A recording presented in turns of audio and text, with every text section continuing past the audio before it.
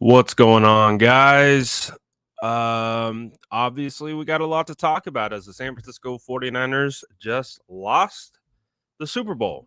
So, yeah, obviously, can already imagine that we'll have a lot of fun conversations, but that's what we're here to do. We're going to react to the 49ers falling to Patrick Mahomes in overtime, and we're just going to talk about what happened in the game, what our takeaways were, and the beginning of the offseason. I know it's unfortunate. I know we're upset. I know we're angry. I know we're sad. I know we're all those different types of things. But we're gonna talk about it all starting right now.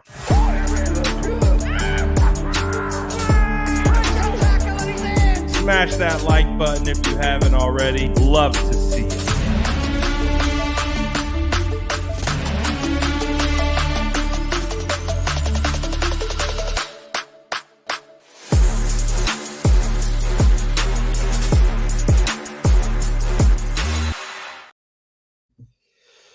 All right, guys. So we are here to react to the San Francisco 49ers heartbreaking loss to the Chiefs. I'm gonna keep it 100 with you. I'm not here to really do some crazy in-depth analysis on the game. I got to go back. I got to watch the tape. As you guys know, I was in the stadium. I was in the press box. So I got to go back and watch it to really be able to give you some analysis on the game. I can tell you from what I saw, what I felt, and all those different types of things. But I really think what right now is going to be is more therapy session. Let's just have a therapy session, because someone obviously we know what happened. The 49ers lost, and in a heartbreaking fashion. And as a result of that, our offseason begins. It's a little bit surreal to say that out loud. That the season is over. Thank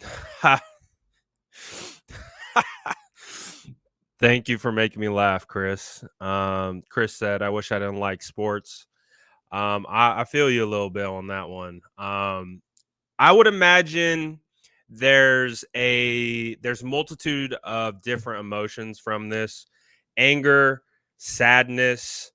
I'm falling, and if you guys want to kind of let me know how you guys are feeling, what word you would use to describe it. I'm kind of in the numb category.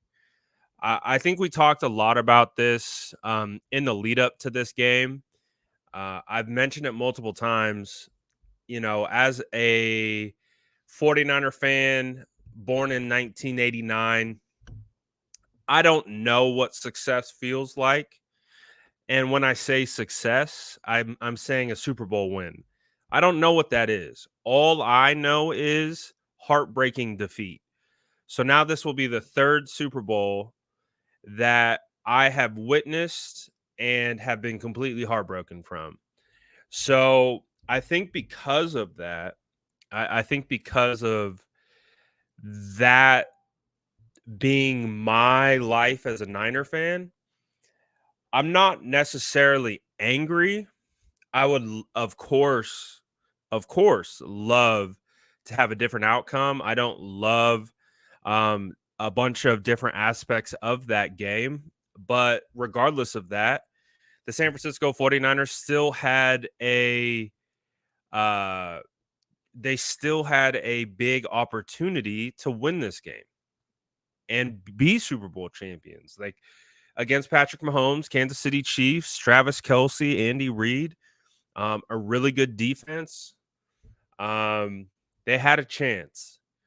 And I think the hardest part about that is I was starting to and if you guys remember the 2019's, Super Bowl when they were up 10 in the fourth, and we know what happened there. So I never really believed at any point that the game was in hand, that Mahomes couldn't come back. none of that stuff, but I did feel like the 49ers had a shot. I did. I really did. And I think obviously if we're going to look at it high level, it comes down to not scoring touchdowns and taking field goals. A missed PAT, I believe it was it is either missed PAT, missed field goal. Can't remember exactly what it was. Ends up being a huge difference maker in the game. Um, Dre Greenlaw goes down with a freak injury. Uh, and it's just tough, man. And so, like, for me, like I talked about as a fan, and then having to go into the press area and see these players face to face and get an opportunity to talk to them and hear directly from them. Like, dude, I'm gutted. Like, I know a lot of you guys are angry, and I've seen a lot of the comments already, like, fire Kyle, get rid of this guy, get rid of that guy.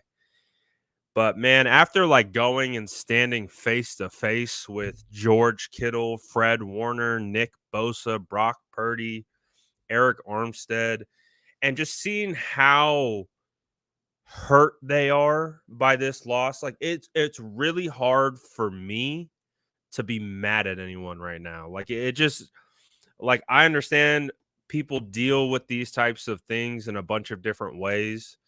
But I really can't be mad at anyone. It's probably more so the lines of, I'm not mad. I'm more just kind of disappointed that we weren't able to get it done in the end. Um, but again, it's like it's just tough, man. There's a human element here. There's a human aspect of this game. They lost a brother, Dre Greenlaw, like who we don't even know if Dre Greenlaw is going to be able to be available to go um next year. Um we can get into the whole blame thing in a second. Like again, like I said, I'm more focused on kind of just having a therapy session. I'll like I said, I got to watch the tape. And for me to like start assigning blame and pointing fingers that this is the reason why they lost, this is why, I got to watch it. I got to study. I got to do the homework so that I can give you legitimate answers. But obviously, it comes down to not taking advantage of opportunities. It comes down to not capitalizing on turnovers. It comes down to some injuries here or there. It comes down to um, I don't know. That's the way that I kind of look at it. It's like there's multiple things here. There's multiple things at play. Um, and it first drive turnover. I really feel like Christian McCaffrey's taking this to heart, and obviously, why wouldn't he? But if you think back to the Minnesota Vikings game when he had the opening drive touchdown or the opening drive fumble, it was eerily similar to that, um, where the 49ers offense was humming and they were moving down the field and it looked like they had some rhythm and momentum. And then CMC fumbled, and then it felt like the offense just had a really hard time getting back on track, getting back on rhythm. And when, talking to Christian McCaffrey at the podium after, um, I feel like you could feel it in his heart that Christian felt like that loss was on him. Um, because when you look at the margins for these games, you look at the margin of error, um, they're so paper thin that when you have an opening drive and you're moving the ball and you're having success and then you turn the ball over and you lose out on points and those points ultimately are the difference in the game. I think a guy like CMC, who's sitting in that chair talking to media after this game, just truthfully feels like he let the team down, he let the fans down, and it just gives a different perspective, I think. At least for me personally, just being able to see these guys up close and personal, like George got banged up on the last drive. Um, and Charlie Warner has to come in, and then Braden Willis has to play, and then he gets a crucial holding. It's unfortunate, and I think one of the hardest things about this particular game is that it felt like this was our best opportunity. Now, it doesn't mean opportunities aren't going to arise in the future. It doesn't mean other things aren't going to happen. I just think from a fan perspective, I think we knew starting this year um, that we had a real shot at this. And even in this game, where we had muff punts, I will say my PTSD was. And again, I started this off by talking about how we as 49er fans, especially around my age, we don't know what Super Bowl rings feel like. We don't know what Super Bowl wins feel like. What we know is devastating, heartbreaking Super Bowl losses. That's what we know. So it's a hard time. It's a hard time right now as what felt like a real shot. And our defense was playing lights out, man. The 49ers defense was really um playing a hell of a game. I would say Bosa, Armstead, Hargrave, Kinlaw, even Chase Young, Randy Gregory, Javon Kinlaw. The boys were balling up front. I really do feel like the 49ers defensive line is what really kept us in that game. And really just gave us every single opportunity to win. And for me, as someone who's watched every game of the 49ers, just like you have, that hasn't been the case this year. It really hasn't. It's the 49ers have kind of carried us along. The 49ers offense has kind of carried us along. And in a game where we needed the defense to step up and hold it down, they did that. They did that. The 49ers defense gave us every chance. Jair Brown as a rookie, getting an interception on Patrick Mahomes, man, like they did their job. They did what they needed to do, and they gave us an opportunity to win. And again, as a former offensive lineman, I always look as myself. I always associate myself with offense. It's a bias that I have. I don't try to be biased towards the offense. It's just that's how I was raised. I'm an offensive lineman. So like I look at everything through an offensive type of mentality and a lens. And it was unfortunately the offense that just felt like they couldn't get into rhythm. And they couldn't. We had the really nice razzle dazzle, Jawan Jennings throwing for a touchdown to Christian McCaffrey, and then the Brock Purdy finding Jawan Jennings for a touchdown. Jawan Jennings had a hell of a game. I wouldn't have been mad at all if Jawan came out with as Super Bowl MVP. If they won, I thought Jawan had a hell of a day. Um, but I really felt like when it came to the offense, it just felt like we didn't have much rhythm. And that is such a huge element of our offense, of the way the 49ers execute their offense, the way they find success within the offense. They get in and out of play action. I really don't feel like the Chiefs were biting on play action at all. It really felt like Spagnuolo knew what we were trying to do, and he had a good game plan against us, and we weren't finding that rhythm as a result. And Spags did a great job of that. He made it difficult for the 49ers offense all day. And you got to tip your cap, when you got Chris Jones, you got Carl Loftus, you got Leo Chanel. You got some great defensive players over there for the Chiefs. I can't sit here and say it was just a total blunder by the San Francisco 49ers.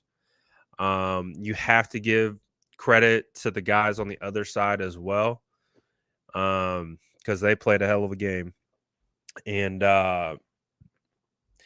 yeah, it's just tough, man. It's tough. It's tough. It's tough. It's tough. It's tough when they go up, and it's tough when they go up and then the Chiefs find a way to tie it at the end, and then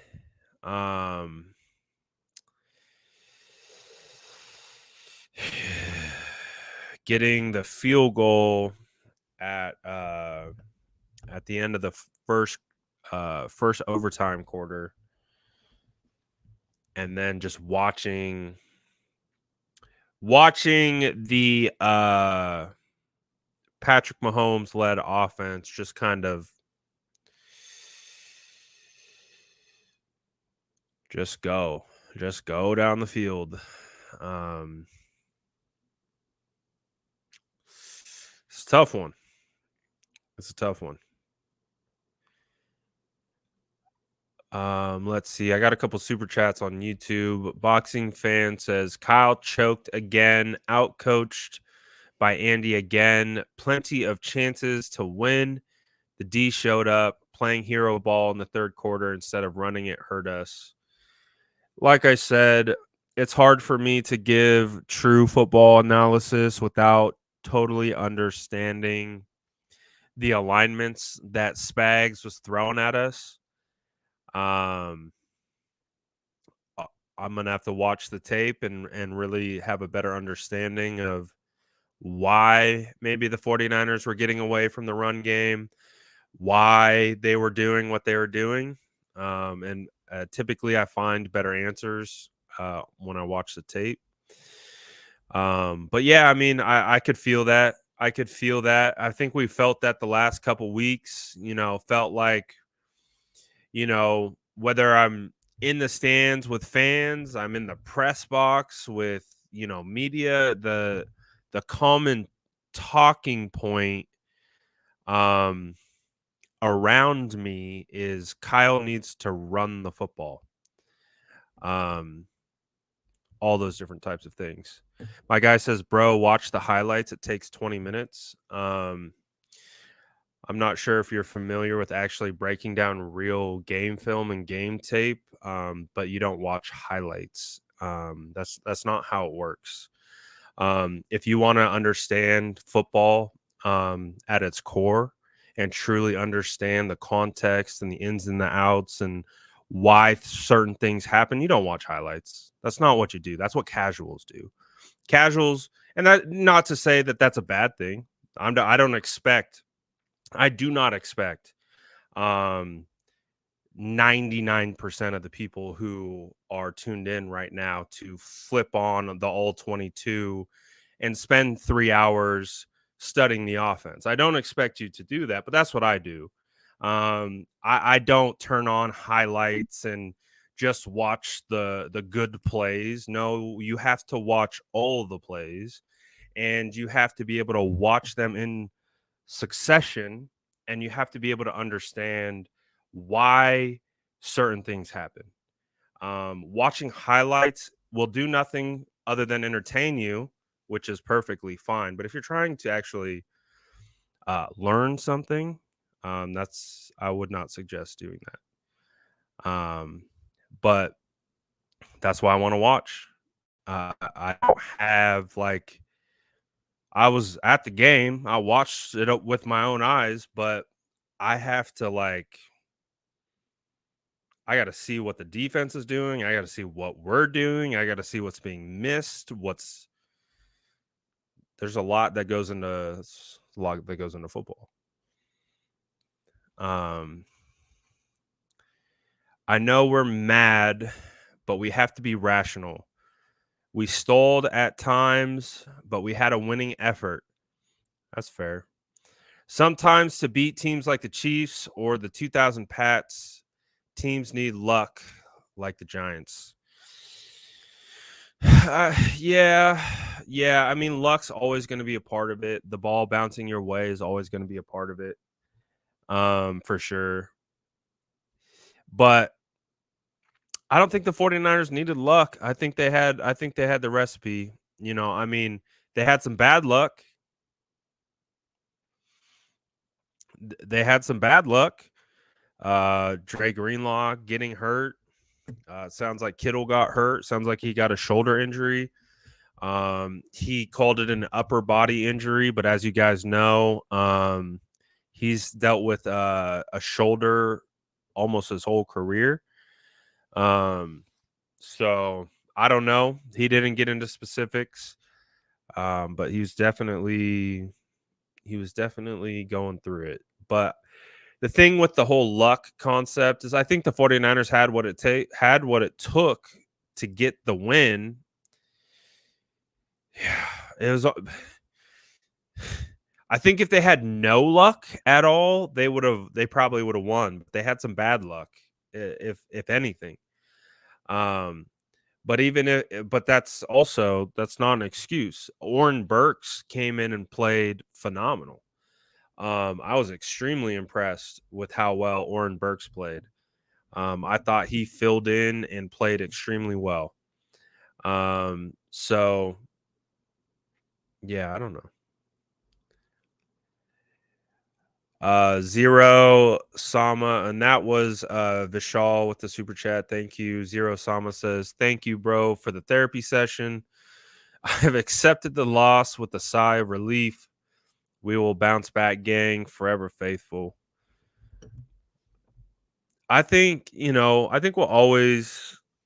always bounce back, but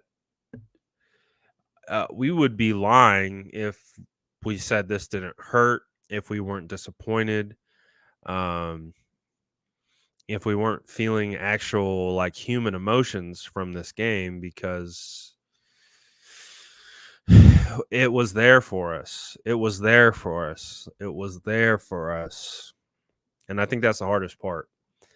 Um, so I think I think that's the most challenging part of it is this season by any stretch of the imagination wasn't easy. Wasn't easy at all. There's a lot of ups and downs. There's a lot of adversity that this team had to face in the off season, in season, at the end of the year, in the playoffs. Um, so it felt like it was coming together for us. And I know we had expectations at the very beginning of the 49ers being in the Super Bowl, but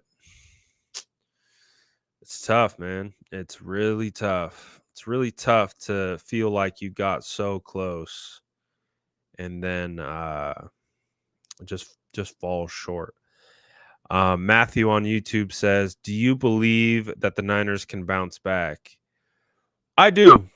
I do believe they're going to bounce back because they're going to have a lot of the roster returning. So obviously, which is crazy that we're actually here to that point of the offseason where we start putting on our GM cap. Pretty soon I'm gonna have to start scouting draft prospects. We're gonna have to start looking at free agent lists. We're gonna have to start looking at cap space. We're gonna start looking at cap casualties. We're gonna start looking at who we resigning, who we letting go. Um, So there's a lot of stuff um that needs to happen and will happen. Um but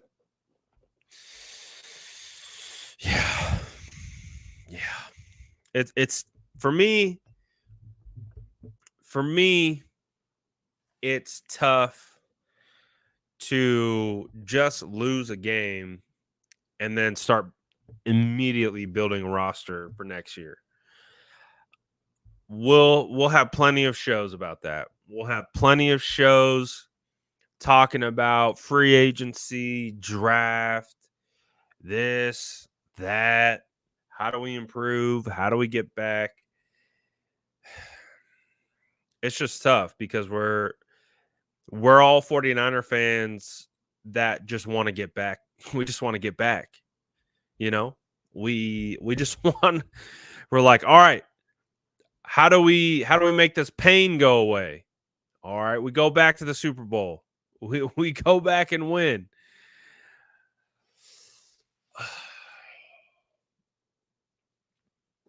Yeah, this one's tough, man. It's tough, but like for me personally, um, nothing will ever be as tough as the first one. The the one in 2012, nothing will ever compare to that pain that I felt.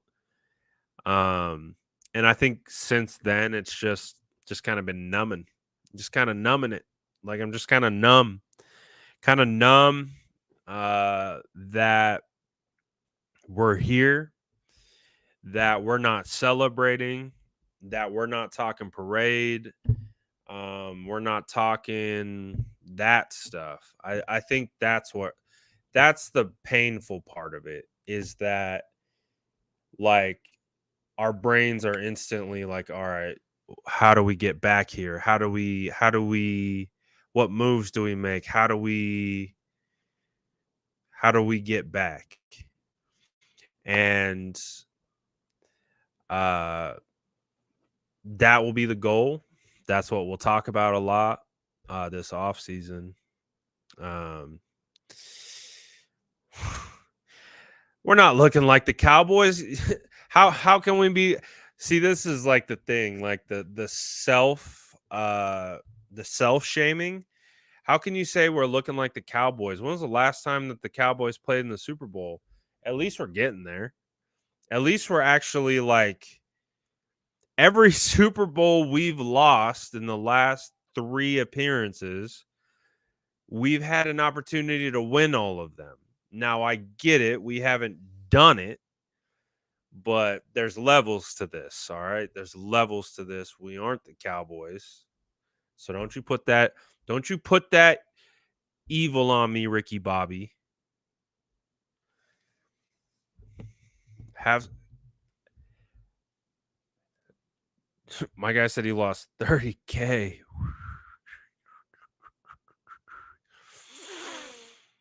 How was my week? How was my week of the Super Bowl experience? Um my week was fantastic. Honestly, it would have been the perfect week if we got out of there with a W. Um it would have been the perfect week. This week will be a week that I'll never forget. Um so many things stand out from this week. Um Getting to interview Patrick Willis after he got inducted into the Hall of Fame. Hanging out with all the 49er fans at the Gold Bar Whiskey event with Joe Montana. Um, all the football I got to talk with all these football junkies.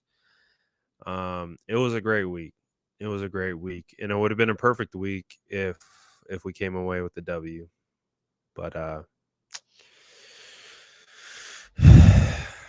that's not how the cookie crumbled, unfortunately. It's not how it crumbled. My guy,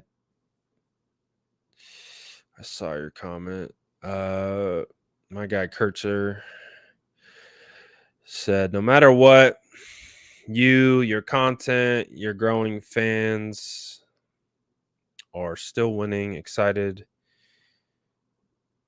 for your contributions to the Niners and continuing your quality real talk content. Appreciate you, my guy. Yeah, it's a tough one, man. It's a tough one for sure. It's a tough pill to swallow. I think that's the hardest part is that it's just hard to like realize where we are and that our season's over and it's not with us holding a ring at the end.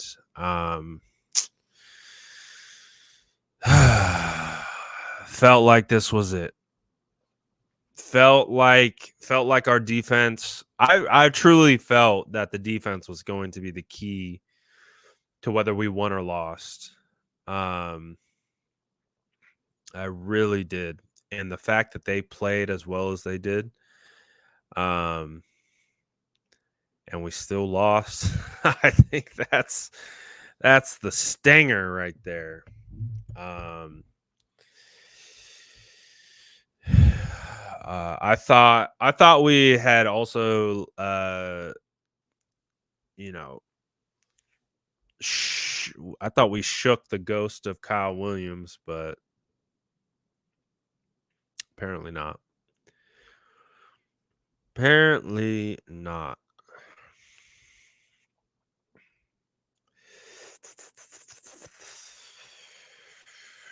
Whew. Boy, oh boy. What a day. I'm not gonna lie. As I was like setting up the stream, um, it reminded me of last year when we lost the NFC Championship game. And the only reason I'm laughing is so I don't cry, but it's like, damn, dude, like all we know is pain. All we know is pain. All we know is getting to the tippy top and then having it ripped away. So like that's why I really wanted this to just be more about a therapy session than anything else. Like we'll do the breakdowns, we'll get into the analysis. Like I said, I want to watch the tape, and I really want to figure out like what happened. Um, and more of right now is just kind of like because we're not going to stop being 49er fans. Like that's the other aspect of it. Like you can be angry and you can yell and you can say fire this guy, get rid of that guy, or whatever. But at the end of the day, man, we're still Niner fans. We still love the team, and I know how passionate you guys are. And you just want to win. That's it. That's it. You just want to win. And when we don't do that, and we don't reach that goal, it's very hard to cope with. So we got the copium mask. We are inhaling as much copium as we can get, and that's the thing is everyone copes different ways. Some people lash out, fire this guy, screw that guy. Other people are like, I'm sad, I don't know how to handle it. At the end of the day, we're all huffing copium right now, and we're just trying to handle this the best we can. And there's nothing that we can say or do right now that's going to fix anything. Um, so I don't know. Would you guys rather talk about the issues, or would you rather talk about potential silver linings? Again, I don't think there's any moral victory. I want to make that abundantly clear. There's no moral victory that comes away from this game. Not one single like, oh, well, at least no, we lost Super Bowl. There's no moral victories. So there's nothing from that aspect of like, oh yeah, but we played good. Like, no, this game is the ultimate finish game. Like there really is no, oh, we'll get them, we'll get them next time. No, there's no moral victories here. Um, when you have the opportunities, you got to take advantage of it, and you gotta finish. It's what it comes down to. You got to finish. Um, and the 49ers didn't do that. And as a result of that, they lost the Super Bowl. And so now we are here, trying to make our way through it. And I don't know, manage it, handle it, um, all that type of stuff. So, just an fortunate loss. I don't think it's really gonna set in until later for me, um, of what we experienced, because for me, I just experienced something that was, kind of felt like such a surreal experience to be able to be credentialed for the Super Bowl, and to be able to do all that. Like, so I have like mixed emotions, I think, right now, because like for me personally, I'm really grateful for this week. I'm really grateful for the opportunities that I received this week. I met a lot of really, really cool people this week. I had really awesome football conversations with people. So I think for me, I'm just kind of personally just like stuck in this spot of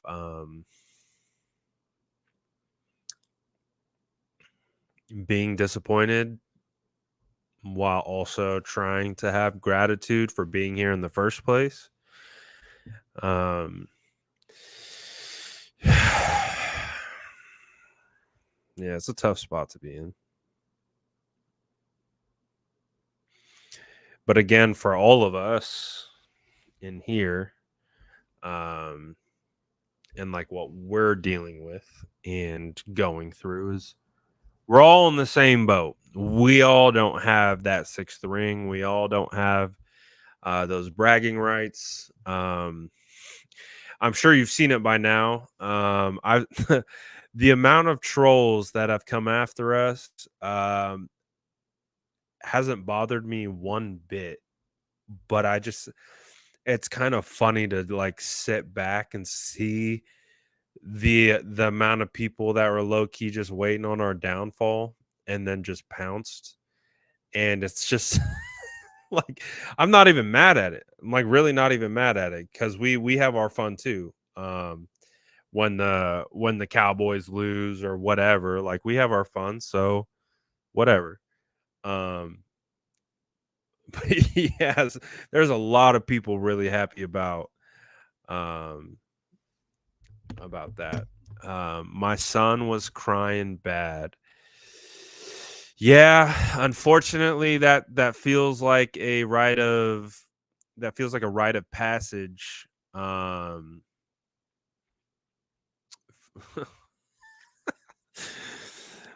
talked to my wife. I guess my son was having a hard time with it as well. Um, it's almost like a rite of passage, man. If you want to be a 49er fan, this team's going to test you in every way imaginable. And I think that's how you find out. I think that's how you find out if you're really a fan. If you really say what you say when you call yourself a 49er fan. Um, that's the thing. It's like, I think George was talking about it after the game. It's just like, man, we got to focus on how we respond to this. Like that, there's nothing that can be done to change it. There's nothing that we can do to correct it. It's it's going to be it's going to be a new group next year. Um, so we'll have to figure it out.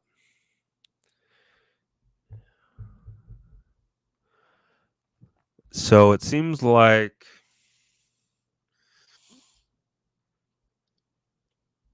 everyone's mad at Moody. Did he only missed the one field goal that got blocked, right?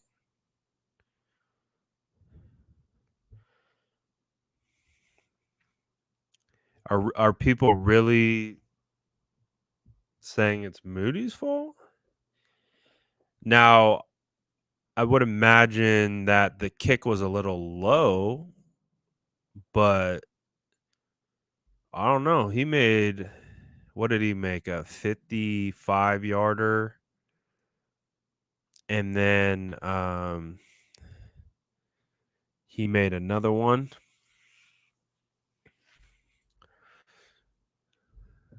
I know it was an extra point that he got blocked. I didn't see. I can't. I have no. Uh,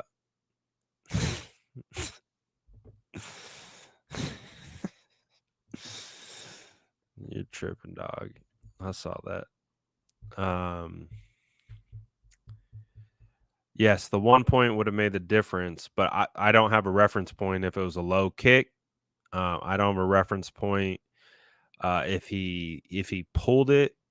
I don't have a reference point. All I have a reference point is someone blocked it, and that happens from time to time. I just don't know if that was on him or not. That's kind of why, like I said, I want to go back and watch because I don't have a reference point from where I was sitting. Is off his ankle. Oh, so like he missed it. See, I'm getting conflicting reports. That's why I go watch the tape. I don't know if I'm going to be grinding special teams tape coming up here, but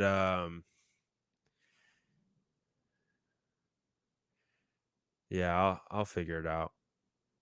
I'll figure it out. Bosa got held all night. You're absolutely right. He got held all night. I saw him get tackled on a big ass play. Um, but again, that's not why we lost. Um, I would say why we lost is because we weren't able to score when we needed to on offense. Simple as that. It's as simple as that. We needed to score. We need to score touchdowns. And we didn't do it. How did Brock play in my opinion? I thought he played well.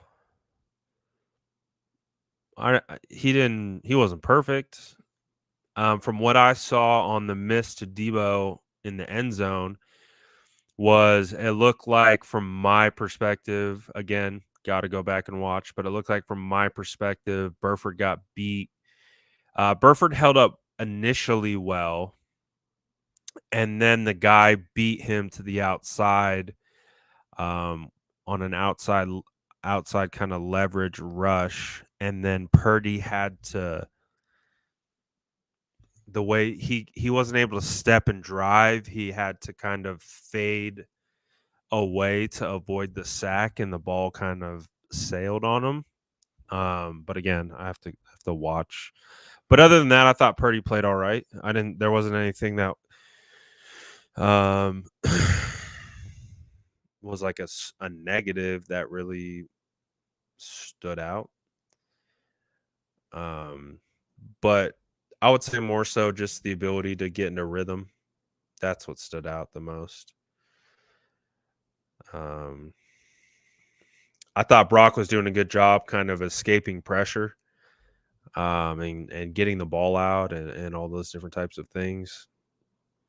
So yeah, I wouldn't sit here and say that, it was Purdy's fault.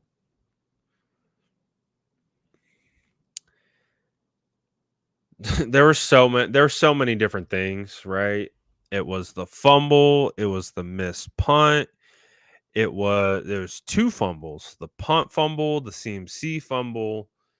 Um there's multiple things. There's multiple things, you know. Again, it felt like they played soft coverage on that final drive, and then I think it was that third down they brought it what looked like a zero blitz. And I think that's when Patrick hit, I think it was Miko, kind of wide open, and he ran it up. Um,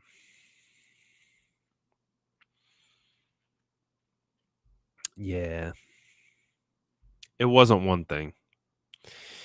It wasn't just one thing. It really was a combination of a lot of different things. So all I know at the end of the day is my heart hurts just like yours does. I would say that we're all a little gutted by this game.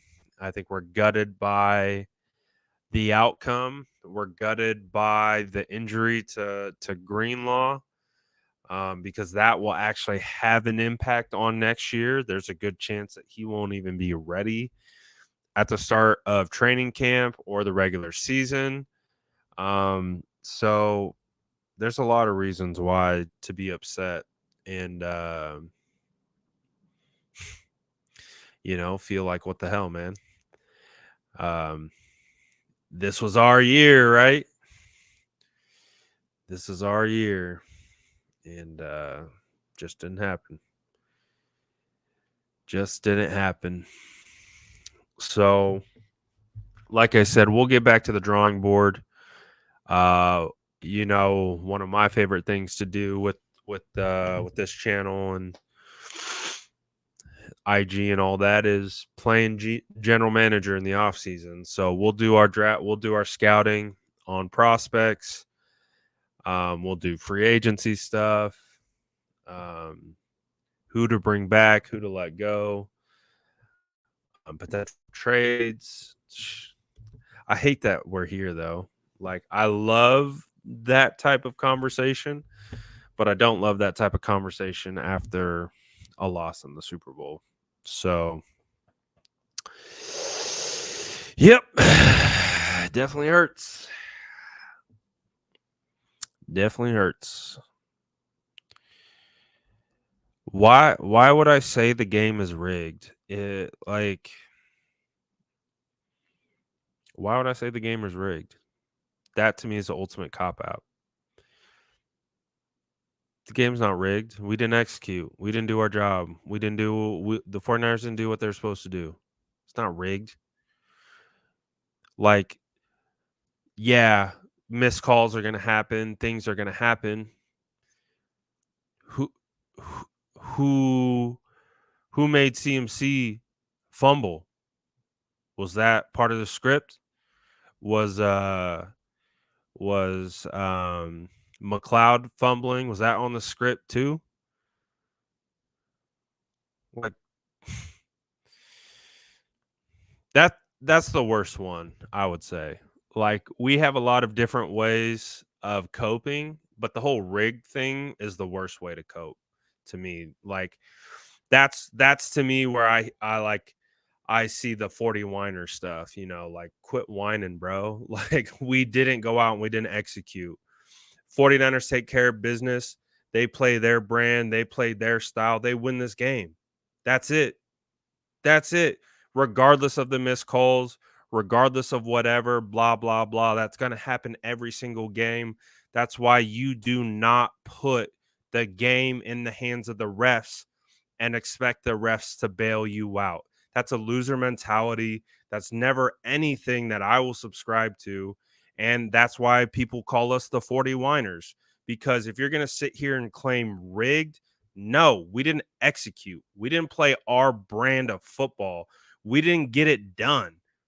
Has nothing to do with anything else. And if you're going to put it in the ref's hands at the end, that's your own fault. That is your own fault, hoping that someone is going to bail you out. That is a victim mentality. Mm-mm. Mm-mm. No, not here. Yeah, we're gonna take this L. We're gonna be pissed off about it. We're gonna be angry about it. We're gonna be upset.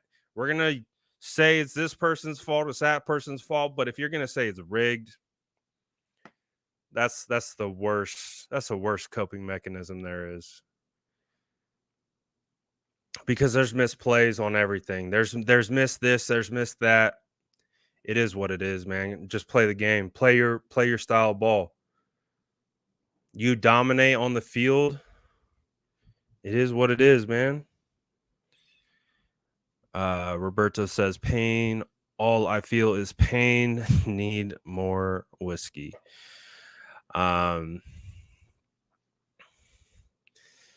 So it is what it is. We didn't do what we needed to do. That's not rigged. That's not rigged. That's us not taking care of business. And then if you call that rigged, that's a victim mentality, and that's why they call us the 40 whiners. So let's not do that. Let's not do that. Dre Greenlaw getting hurt was a part of the script too, huh? Like, get out of here, bro. Like, come on now. I get it. People get emotional, people are upset, people cope in different ways, but that's the worst way to cope. It's the worst way to cope. So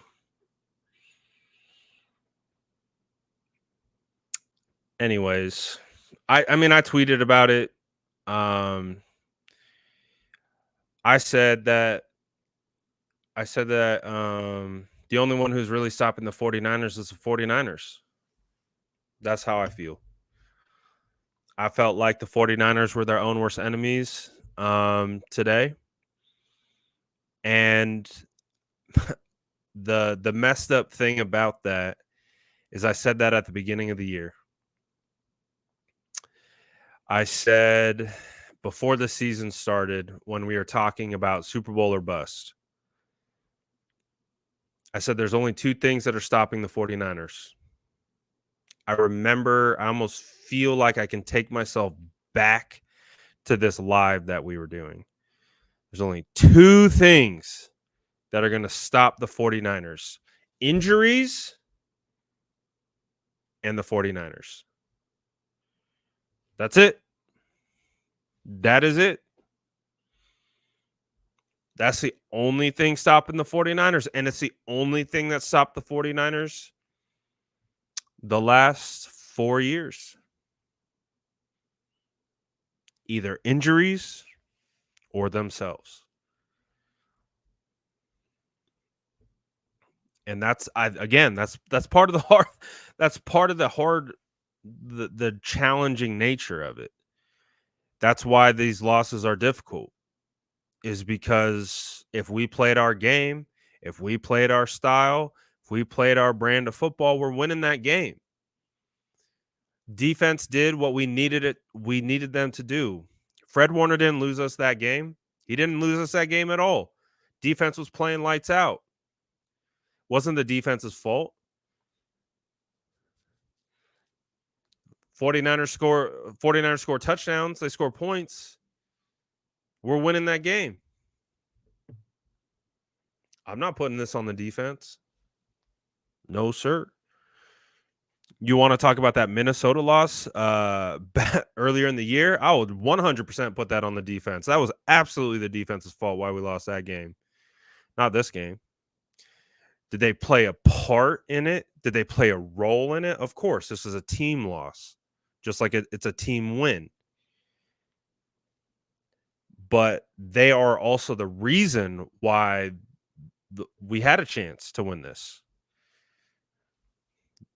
Defense was balling. They were balling. And we didn't capitalize. That's it. That's it.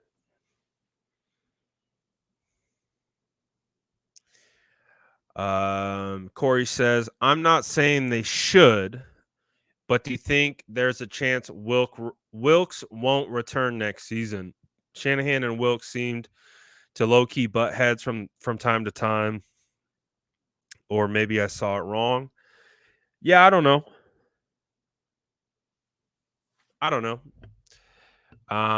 Maybe.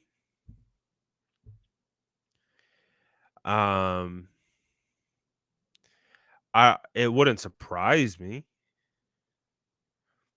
It wouldn't surprise me if they maybe tried to make a change, but it also wouldn't surprise me if they kept it rolling and gave Wilkes another opportunity to get after it.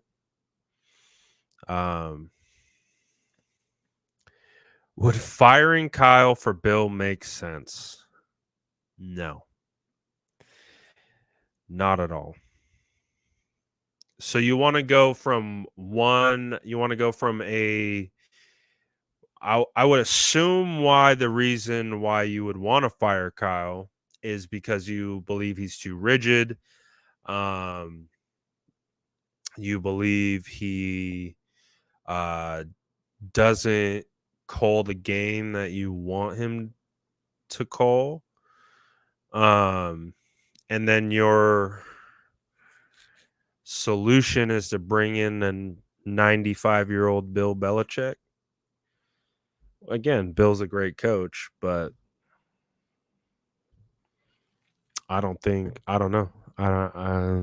Yeah, doesn't make sense to me.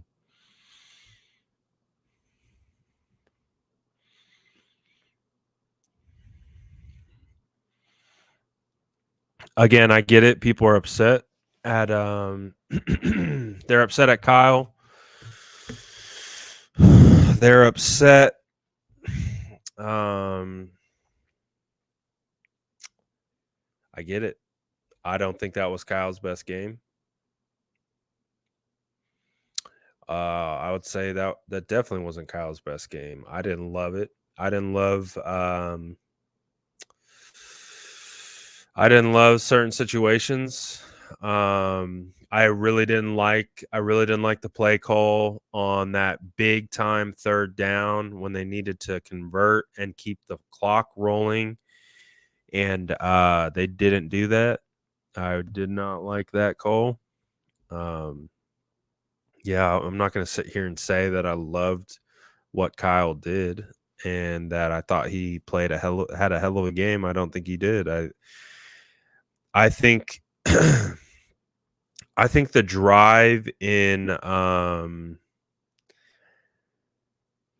think it was overtime when they went down the field and kicked the field goal. Like I felt like that was the drive that we needed to see all game. Like we needed to see continually attacking with the run game. And it just felt like we were so pass heavy and then we weren't being ultra efficient in our passing game. And then we were finding ourselves behind the sticks or having penalties or yeah, I don't know. But again, firing Kyle does not solve problems; it creates problems, and people believes that that's a solution to a problem that consists of winning the big game. But if you fire Kyle, you're not playing for the big game anymore, and I don't think people understand that. If you want to fire Kyle, that's fine. I hope you enjoy not making the playoffs as well. So people think that the solution is removing the guy that has actually got us here and built this entire beast. Does that mean he can't improve? Does that mean he not both things can be true at once. Um both things can be true at once. You're not going to fire Kyle, and on top of that, he can improve and he can become a better coach. So again,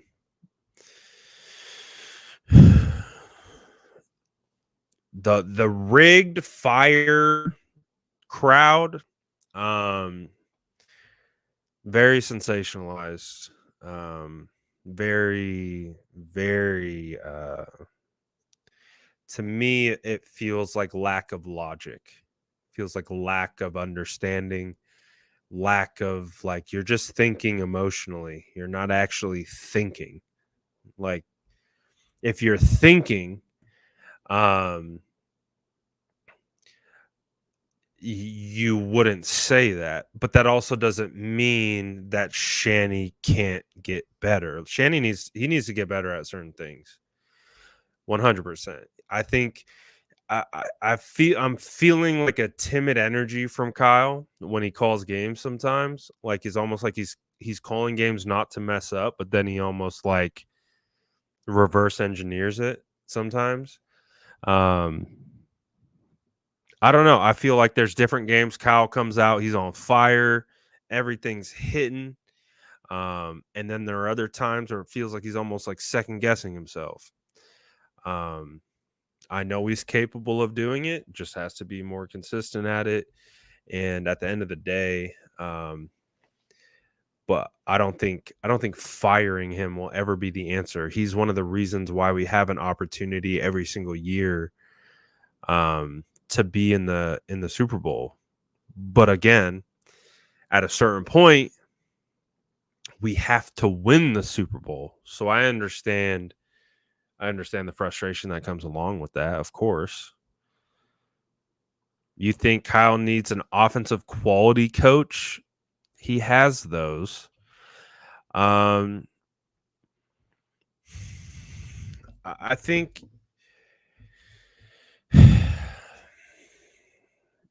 I think what one of the things that people also forget about is how many of Kyle's coaches have been fired or not fired, excuse me, hired away. Um, think about like Mike McDaniel. Um, one of the reasons why the 49ers had so much success in that 2021 year when um no one thought we were going to be doing much of anything. Um, but Mike McDaniel was a huge part of our success. Um, and he got hired away. Um, Another offensive coach for Kyle's getting hired away. We lost Bobby Slowick last year. This year, we're going to lose Clint Kubiak. Um, that's a hard spot to be in when you're constantly having to replace guys within your scheme because they keep getting poached. But again, I'm not making excuses. He has brought them on. It just hasn't happened. Um, so, anyways, um, tonight sucks. Tonight sucks. Uh, there's no other way to put it. Um, it's it's an unfortunate outcome, and it's unfortunate. And I think of Kyle from this perspective. Being able to be at the team hotel all week and being able to listen to Kyle answer questions. Kyle was asked a lot of questions about losing this game. He was asked a lot of times about his legacy, um, all that stuff. He was asked a lot. Uh, so I wonder if he's feeling that pressure. I don't know. I wonder if that pressure seeps into decisions that he makes. But he was asked a lot of times this week about what if you don't win this game. He was asked a lot about that. What if? What legacy? What if? So I know Kyle's going through it. That's Kyle's one guy that definitely did not want to lose this game. So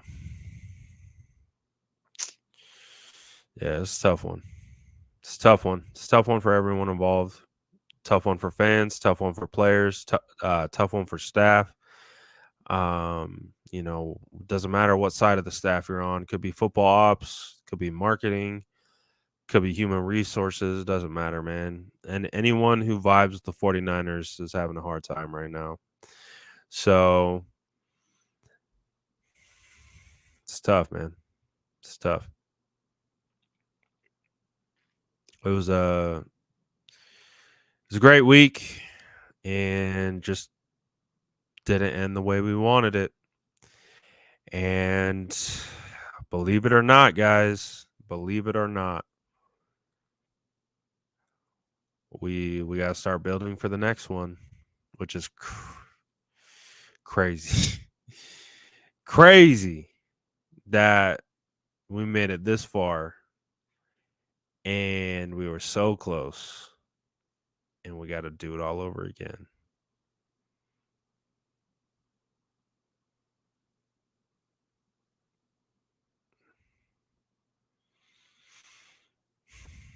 It's all good though. This is how I think of it. Is I think we're going to be frustrated by that for a couple days, and then knowing how us 49er fans do, we are going to kind of bury the loss however way we handle that, and then we're going to get back. We're going to get back. It's understandably going to be difficult. I would say to probably think of the 49ers, talk about the 49ers, all that type of stuff, but hey, we're going to get that hunger back, and we're going to go after it again.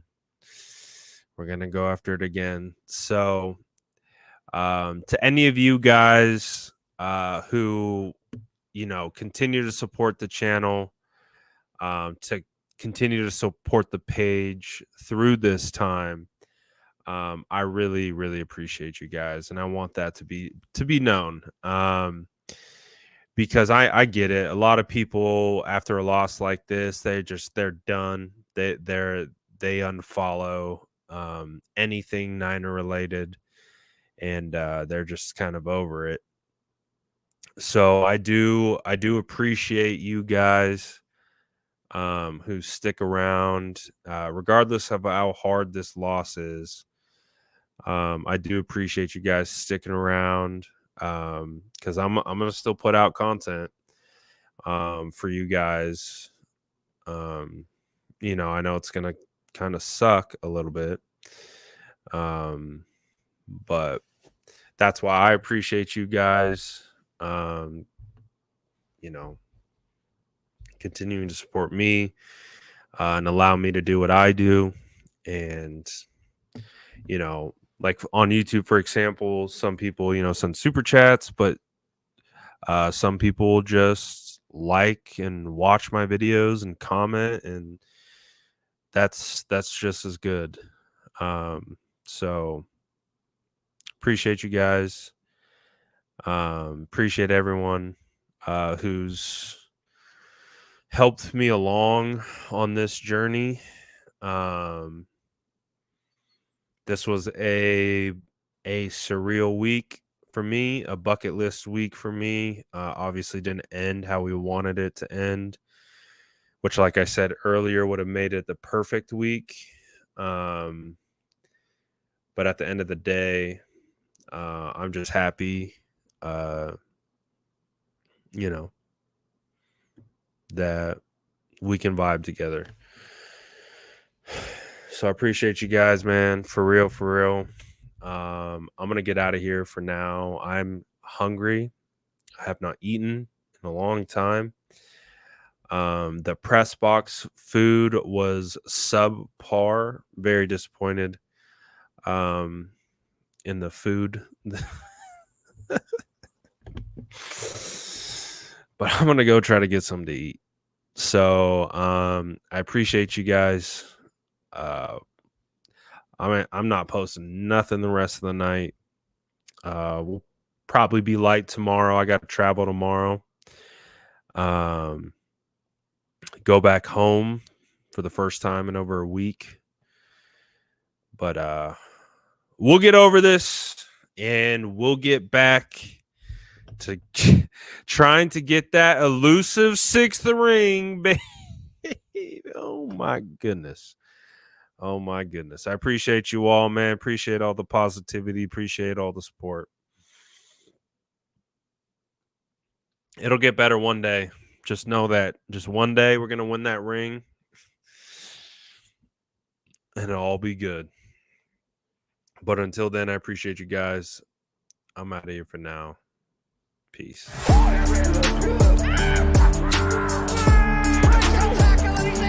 Smash that like button if you haven't already. Love to